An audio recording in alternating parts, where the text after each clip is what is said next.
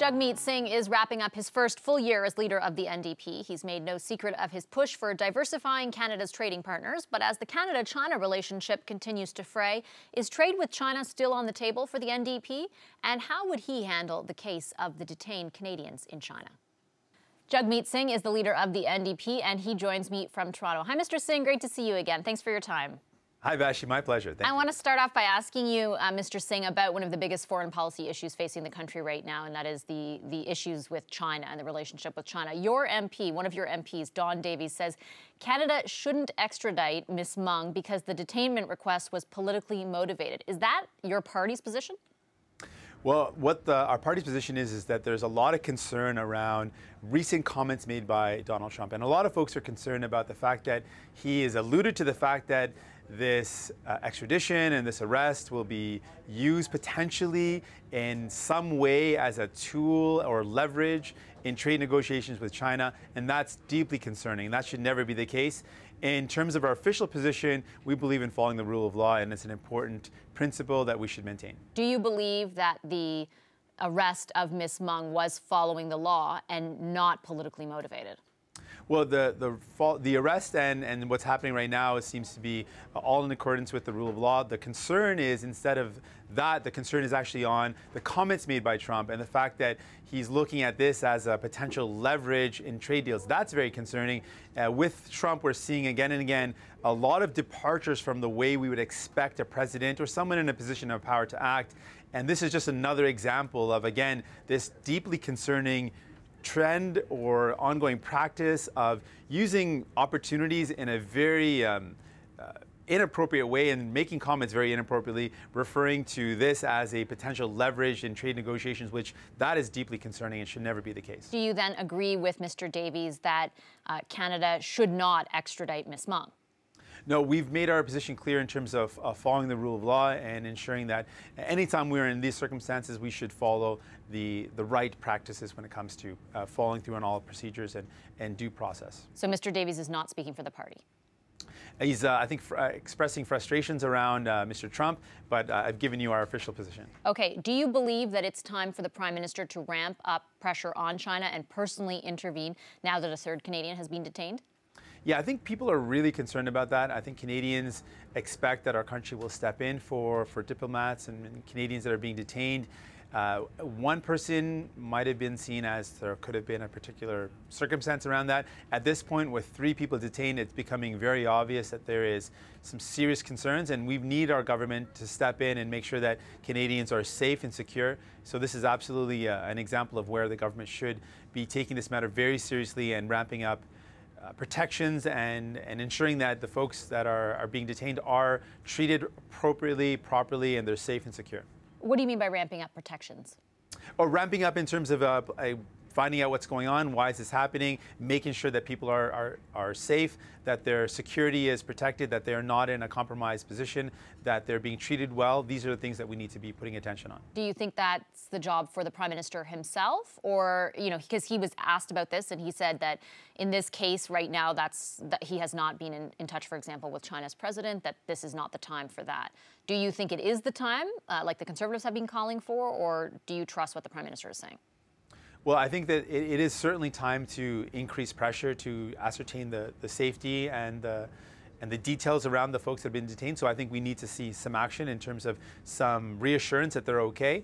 The proper channels should be followed, and if there's no solution, then it should escalate to the Prime Minister. But there should be steps taken immediately to make sure those people are safe. I mean, we expect that our country steps up for people in these circumstances, and this is an example of where we need to step up. I just want to be clear, though, because we do know that Ambassador McCallum, has had contact with the 2 detained gentlemen who are believed to be connected to the arrest of Ms. Meng as retaliation. Do you think that that's not enough? I'm just trying to ascertain exactly what you mean by stepping up.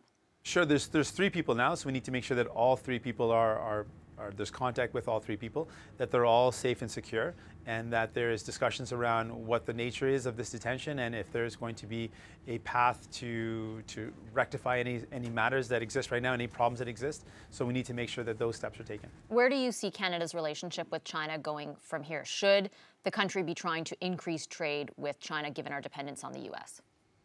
Well, we need to diversify our trade. There's no question about that. In terms of China, my ongoing concern has always been, and New Democrats' concern has always been, around two key issues. One is human rights, making sure that human rights are protected and that we negotiate with the country or have trade deals with the country. There needs to be a confidence in the human rights and the protection of those human rights. Also, Can you have that with China? That's something it's a concern. There's concerns, and but do you think that that's possible?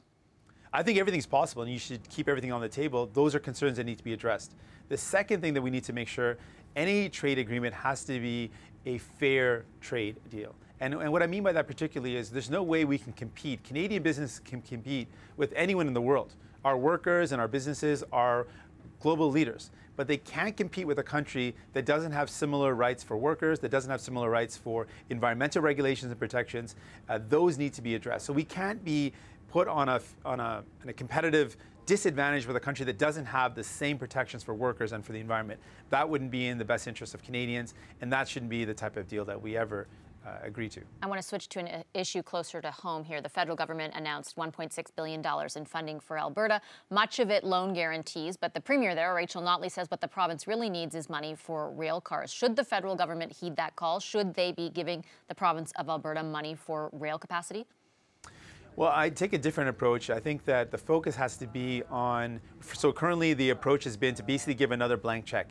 We've seen that the blank check approach, just giving money to corporations without any clear conditions tied to job creation or job retention, is not the way to go. We've seen this fail in the past. The previous governments have given blank checks away, and we've seen many examples, most recently GM, receive billions of dollars and then walk away from the community and walk away from workers. That's not the way to go. So the current government's approach of just giving a blank check away of $1.6 billion is not appropriate.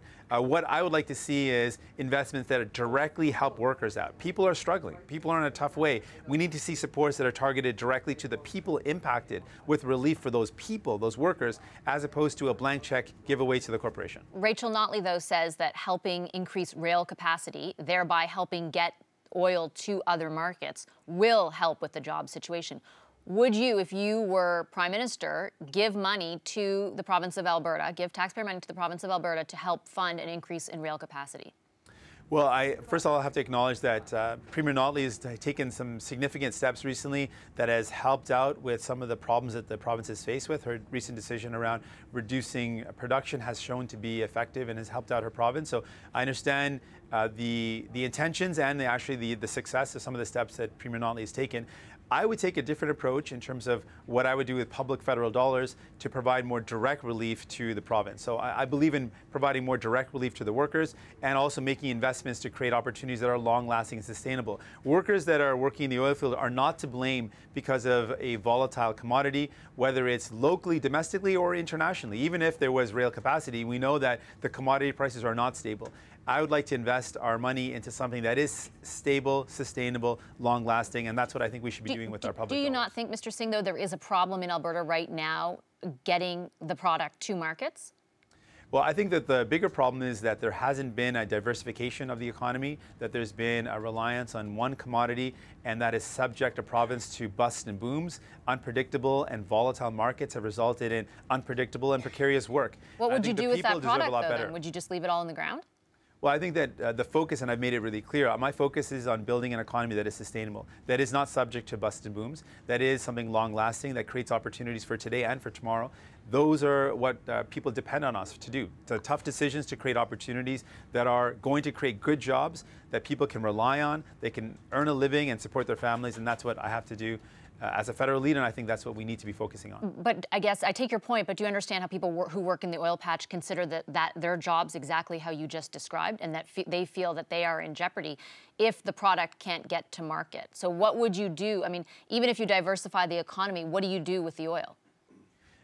The decisions around oil, I've made it clear that I think that our approach should be to look at a more diverse economy, looking at an economy where we're not subject to commodities that go up and down. There's a lot of investment we can do. I've spoken with a lot of people in Canada. But what do you do with the oil that's there right now? Invested in significant new technologies that create great opportunities for growth, that create great new jobs, that create jobs that are going to be long-lasting. We know the direction this world is headed in.